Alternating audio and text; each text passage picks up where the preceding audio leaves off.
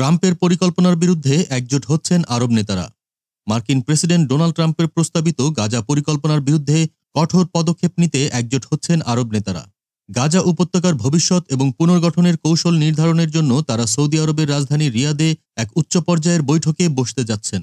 শুক্রবার ২১ ফেব্রুয়ারি Times of ইসরায়েলের এক প্রতিবেদনে জানানো হয়েছে, ট্রাম্পের পরিকল্পনায় গাজা উপত্যকার নিয়ন্ত্রণ যুক্তরাষ্ট্রের হাতে নেওয়ার পাশাপাশি ফিলিস্তিনিদের অন্যত্র স্থানান্তরের কথা বলা হয়েছে। এই পরিকল্পনা আরব দেশগুলোর মধ্যে তীব্র অসন্তোষের সৃষ্টি করেছে এবং তারা এই উদ্যোগ প্রতিহত করতে সম্মিলিত কৌশল নির্ধারণে ব্যস্ত। সৌদি সরকারের ঘনিষ্ঠ একটি সূত্র জানিয়েছে, আরব নেতারা গাজার পুনর্গঠনের জন্য একটি বিকল্প পরিকল্পনা নিয়ে আলোচনা করবেন। সৌদি আরব, মিশর, জর্ডান এবং সংযুক্ত আরব আমিরাতের প্রতিনিধিরা এই আলোচনায় অংশ নেবেন।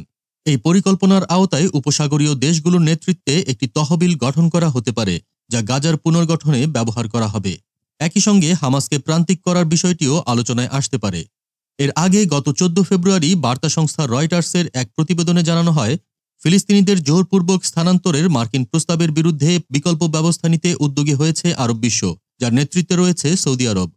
ট্রাম্পের পরিকল্পনায় ফিলিস্তিনিদের গাজা থেকে সরিয়ে জর্ডান ও মিশরে পুনর্বাসনের প্রস্তাব দেওয়া হয়েছিল, যা দুই দেশই তাৎক্ষণিকভাবে প্রত্যাখ্যান করেছে।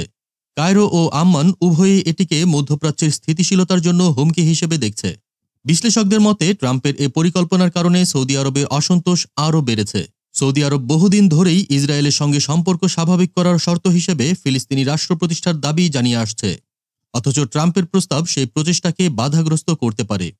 এক আরব সরকারি সূত্র জানিয়েছে, গাজার ভবিষ্যৎ নিয়ে ইতোমধ্যেই অন্তত ৪টি বিকল্প প্রস্তাব প্রস্তুত করা হয়েছে। তবে মিশরের প্রস্তাবটি এখন আরব বিশ্বে সবচেয়ে গ্রহণযোগ্য বিকল্প হিসেবে বিবেচিত হচ্ছে।